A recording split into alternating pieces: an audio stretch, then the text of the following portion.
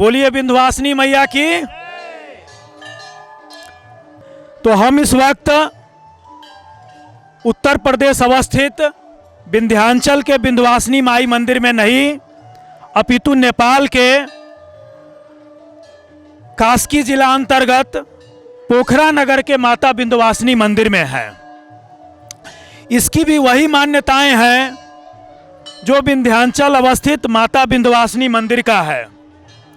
तो आज पुनर्बोध के इस संस्कृति संवाद कार्यक्रम के अंतर्गत हम नेपाल के पोखरा अवस्थित यहाँ के लोकप्रिय इस तीर्थ स्थान देवस्थान माता विंध्यवासिनी मंदिर के प्रांगण में है। मेरे बीच यहाँ के गण्यमान्य समाज सेवी संत स्वामी जी लोग हैं।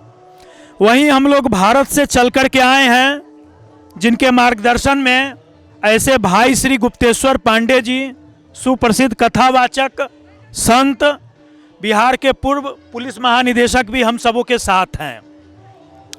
आइए इस संस्कृति संवाद यात्रा को हम प्रारंभ करते हैं। यहाँ के कुछ स्थानीय लोगों से यहाँ के विषय में जानते हैं। एक माता जी हमारे साथ हैं, आइए पहले उन्हीं से शुरू करते हैं।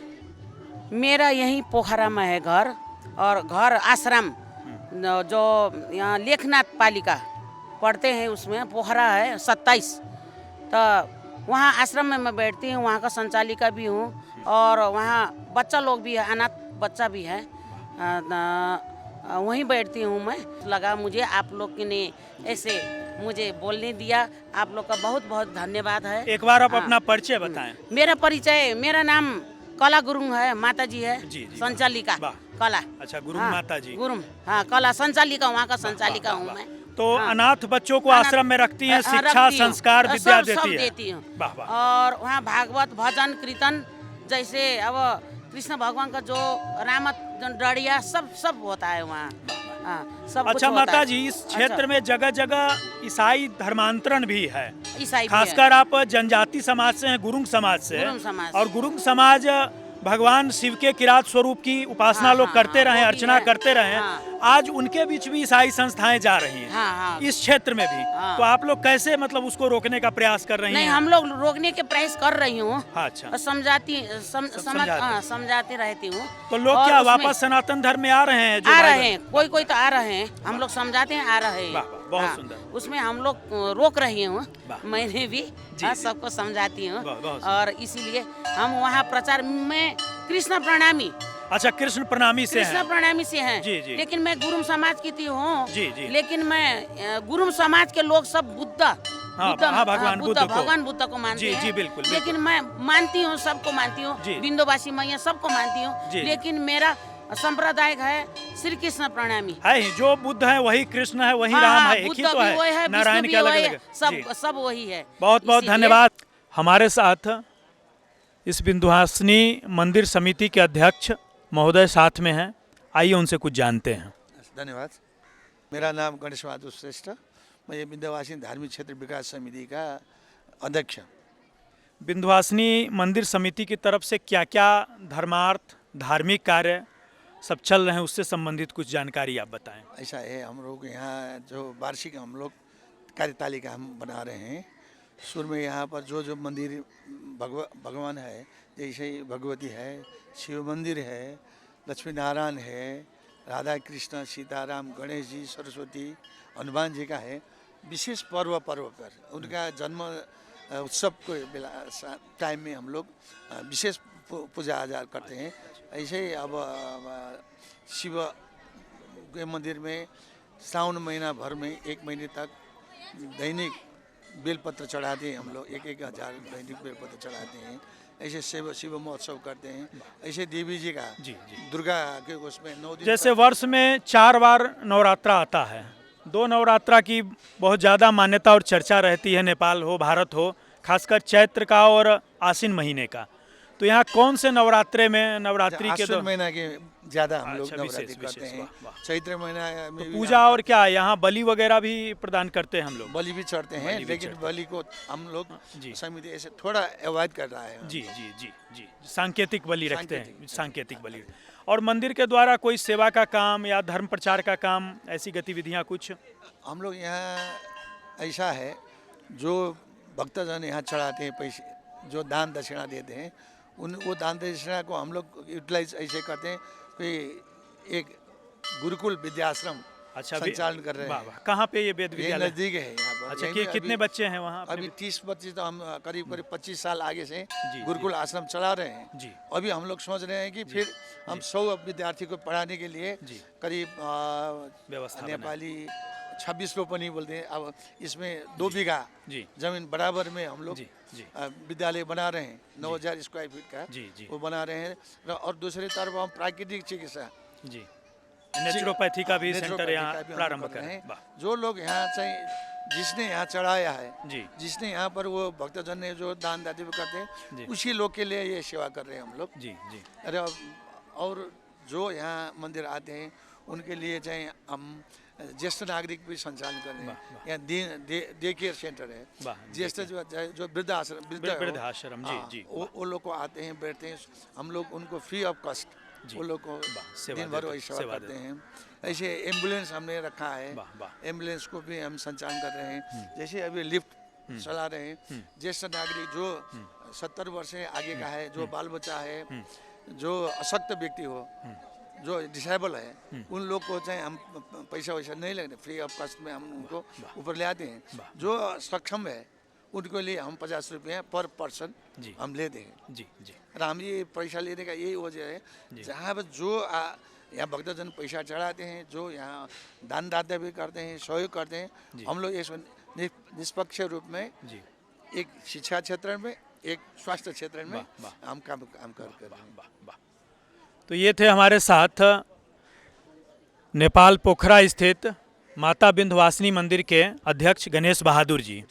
आपने बताया कि यहाँ मंदिर के द्वारा शिक्षा का, चिकित्सा का, सेवा का, वृद्धाश्रम का, मतलब कई प्रकार के सेवा संबंधी यहाँ कार्य चलाए जाते हैं।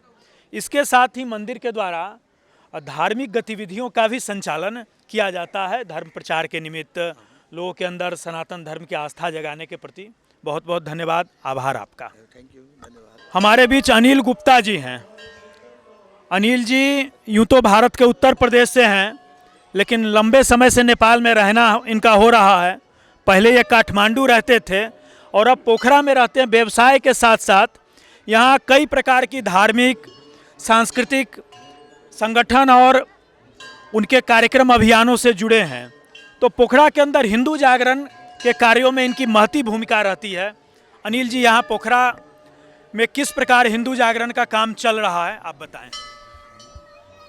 नमस्कार, मैं अनिल कुमार गुप्ता, हिंदू स्वयं सेवक संघ के व्यवस्था प्रमुख हैं अपन। और यहाँ पे हम लोग हिंदू स्वयं संघ का शाखा वगैरह हिंदू जागरण के चलाते हैं, और कई जगह हमारे यहाँ शाखा वगैरह लगते हैं। और यहाँ पे अपना ये तालबाराई मंदिर है जी, उनके माध्यम से आरती भी हम लोग करवाते हैं, संध्या आरती होती है। बिल्कुल बिल्कुल। और वैसे ये कार्यक्रम होता है। हम लोग जब हरिहरनाथ से मुक्तिनाथ की यात्रा लेकर के आते थे, तब आपकी बड़ी महती भूमिका यहाँ रहा करती थी। जी, उस समय तो नया नया आरती का एक चला था समय। जी। उस समय हम लोग ये यात्रा पहले 400-500 बरस पहले हरिहरनाथ से मुक्तिनाथ यात्रा चलती थी, और आज जो है अब हम लोग फिर से स्टार्ट इसको किए हैं। कुछ कारणों से अभी ये कोविड वगैरह से रुका हुआ है, इसको फिर से संचालन किया जाएगा। ठीक है, बहुत बहुत धन्यवाद, आभार। यहाँ के अपने विंध्यवासिनी मंदिर समिति के उपाध्यक्ष जी हैं। आइए उनसे जानते हैं विंध्यवासिनी मंदिर से संबंधित जो मान्यताएं क्या हैं और यहाँ किस प्रकार की गतिविधियाँ चलती हैं।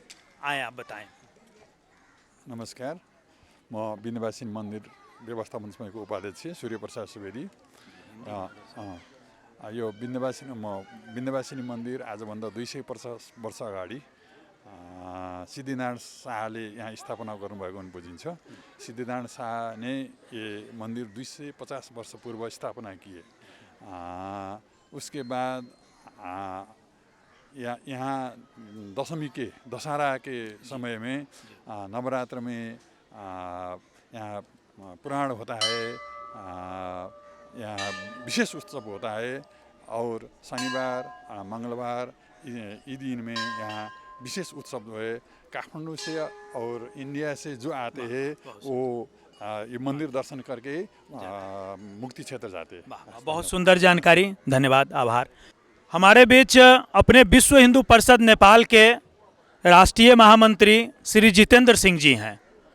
जब हम लोग हरिहरनाथ से मुक्तिनाथ यात्रा लेकर के आते थे, पोखरा के इस केंद्र पर अगर कुछ लोग जो पूरी यात्रा की व्यवस्था देखते थे, पूज्य संतों का स्वागत, और जिनके माध्यम से पोखरा में बड़ा ही सुंदर कार्यक्रम होता था, उसमें अनिल गुप्ता जी और जितेंद्र कुमार सिंह जी की महती भूमिका रही है। जितेंद्र जी विश्व हिंदू परिषद नेपाल के महामंत्री भी हैं, तो आइए उनसे जानते हैं कि ये जो पोखरा का जो क्षेत्र है, जो पश्चिम नेपाल का ये क्षेत्र है, यहाँ हिंदू जागरण का, धर्म जागरण का काम कैसा चल रहा है? पोखरा अपने आप में नेपाल के दृष्टिकोण से एक पर्यटकीय स्थल कहते हैं हम लोग, लेकिन ये धार्मिक तीर्थ स्थल है।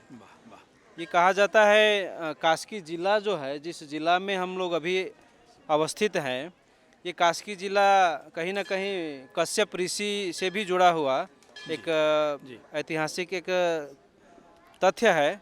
और उस दृष्टिकोण से पोखरा और जो हम लोग मुक्तिनाथ कहते हैं, विश्व के सनातनियों के लिए एक दर्शनीय स्थल है कि जहाँ हम लोग मुक्तिनाथ में जहाँ जाते हैं वहाँ मुक्ति हम लोग प्राप्त करते हैं। तो वहाँ के लिए एक गेटवे हम लोग कहते हैं। जी जी, बिल्कुल। यहाँ विश्व के हिंदू लोग यहाँ आते हैं और यहाँ पोखरा रह के माता विंध्यवासिनी का दर्शन करके उसके बाद मुक्तिनाथ दर्शन करने जाते हैं। तो ये एक देवभूमि, तपोभूमि है। लोग इसको पर्यटकीय स्थल के रूप में कहते हैं। सही में कहा जाए तो एक प्रकृति का बहुत बड़ा देन भी है। जी बिल्कुल बिल्कुल, धन्यवाद। अब हम अपने यहाँ के इस विंध्यवासिनी मंदिर के महंत महाराज जी से यहाँ के विषय में जानते हैं। यूँ तो ये कथाएं हम लोग भी सुनते आए हैं कि जो माता विंध्यवासिनी विंध्याचल में विराजमान है, वही माता ने प्रेरणा उत्पन्न किया, और माता की प्रेरणा से ही भक्तों ने, यहाँ के स्थानीय राजा ने, संतों ने माता को यहाँ ला कर के बिठाया है। हमारे बीच महाराज जी ब्रह्मचारी निशेषानंद जी महाराज हैं। उनसे इस मंदिर की कथा को जानेंगे, इसके इतिहास को जानेंगे। महाराज जी, इस मंदिर की कथा और यहाँ के इतिहास के विषय में कुछ बताएं। या देवी सर्वभूतेषु शक्ति रूपेण संस्थिता नमस्तस्यै नमस्तस्यै नमस्तस्यै नमो नमः। आपने प्रश्न किया कि विंध्यवासिनी माता के संबंध में कुछ ऐसे जानकारी हो तो, और इस संबंध में दो चार शब्द बोलने की मुझे जो अभी समय दिया है, इससे सबसे पहले आपको धन्यवाद देता हूँ। माता विंध्यवासिनी भगवती जगत जननी है, सर्वव्यापक है, विभु है, सर्वगत है, सर्वसाक्षी है। भगवती का एक नाम है विंध्यवासिनी। इसका थोड़ा कहानी जुटा हुआ है। एक बार यहाँ के कास्की के राजा सिद्धिनारायण शाह 7 महीना तक ध्यान में बैठ गए, और ध्यान में बढ़ते बढ़ते भगवती स्वयं साक्षात विंध्यवासिनी वहाँ प्रकट हो गई, और उन्होंने कहा कि मेरे ही समान मूर्ति और प्रतिमा वहाँ जाकर विंध्याचल में जाकर के लेके आओ और यहाँ स्थापना करो, तो हमारा संपूर्ण समस्या दूर हो जाएगा। तो उन्होंने माता जी के जो संकेत अनुसार यहाँ से गए विंध्याचल। उस समय में बहुत लंबा चौड़ा केवल पैदल ही चलना होता रहा होगा, और महीनों लगा कर वहाँ पहुँच गए। और जब पहुँचे तो वहाँ के पुजारी लोगों ने और प्रतिमा देने लिए मनाही कर दिया। तो उसके बाद फिर माता ने सब पंडाओं को अब फिर सपना दिया कि यदि मेरी मूर्ति नहीं दिया तो तुम लोगों को यह अच्छा नहीं होगा। तो सचेतन जब माता ने किया, सब पंडितों के एक ही साथ हुआ। तो भगवती परम्परा का अनुकंपा समझ करके उन्होंने मूर्ति उसमें डाल दिया। डोली बोलते हैं, डोली में डाल दिया। लेकिन शर्त रखी माता ने, यदि रास्ते में कहीं मेरे ज़मीन में रखोगे ज़मीन में रखोगे तो लेकिन मैं वहीं बैठ जाऊंगी। तो उन्होंने सावधानी पूर्वक और उसको लेके आया। अब और जो जितने भी लोग थे माता को, प्रतिमा को और बाजा गाजा के साथ और डोली में डाल करके और धूमधाम के साथ लेके आया। लेकिन ये पोखरा चारों ओर जल था, बीच में बिंदु के रूप में था। तो यहाँ आकर के रखा और रखने के बाद माता को शाम को यहीं रखा, सब विस्मित हो गए। वहाँ प्रतिमा के नीचे रख करके पूजा आजा करने लगे और सुबह उठ करके जब लेने लगे तो लेकिन माता उठी नहीं। तो वहाँ काशीकोट उधर है, यहाँ बाजा बजा रहे हैं और माता जी आ रही है, वहाँ धूमधाम हो रहा, लेकिन माता जी उठी नहीं। तो उसी बार हमने यहाँ लिखा है इसमें, तो राजा आकर के जब उठा नहीं तो नेपाली में लिखा है, यहीं बस्दै बक्स्योस् हिम शिखर माला वरिपरि, म बस्नेछु तिम्रै चरण जलको सेवन गरी, पूजौँला ती विन्ध्याचल सरी पूजन गरी। ऐसा उसमें नेपाली में लिखा है, स्तुति लिखा है। तो राजा आकर के प्रार्थना किया, तो यहीं माता की स्थापना करके और प्रातःकाल से विंध्याचल में जो जिस तरह से राजा पूजा होती है उसी तरह से यहाँ पूजा का प्रारंभ किया। और पूजा करने के बाद आज तक हम लोग ये ठाव में माता को रख करके हम सब लोग धन्य हो गए हैं। इसलिए ये धन्यता का अनुभूति माता जी ने हम लोगों को किया है। तो यही शुभ अवसर में आप लोग जो आ गए, आप लोगों को भी धन्यवाद देते हैं और माता का भरपूर आशीर्वाद मिले। ये इस समाज में हमने माता का ये जो यहाँ आगमन का बात बताया, बाकी भगवती विंध्यवासिनी ने आशीर्वाद प्रदान करेंगे। बहुत बहुत धन्यवाद, आभार स्वामी जी। अब हमारे बीच भाई श्री गुप्तेश्वर पांडे जी महाराज हैं। महाराज जी, आपकी ये मेरी जानकारी में प्रथमतः नेपाल यात्रा है इस क्षेत्र की, और ये क्षेत्र अपने आप में लोग तो मानते हैं कि ये पर्यटक के महत्व का स्थान है, दुनिया भर से पर्यटक पोखरा आते हैं, लेकिन ये क्षेत्र वास्तव में ऋषि और मनीषियों का पवित्र क्षेत्र है। यहाँ का विंध्यवासिनी मंदिर, आगे मुक्तिनाथ अगर जाना हो तो यही मार्ग है, पोखरा होकर के भी इन लोग मुक्तिनाथ जाते हैं। और जी मुक्तिनाथ का ये द्वार है। रास्ते में गंडकी शक्तिपीठ, जो हमारे 52 शक्तिपीठों में से एक प्रमुख शक्तिपीठ है, वो भी मार्ग में है। ऋषि पुलस्त का तप क्षेत्र गलेश्वर।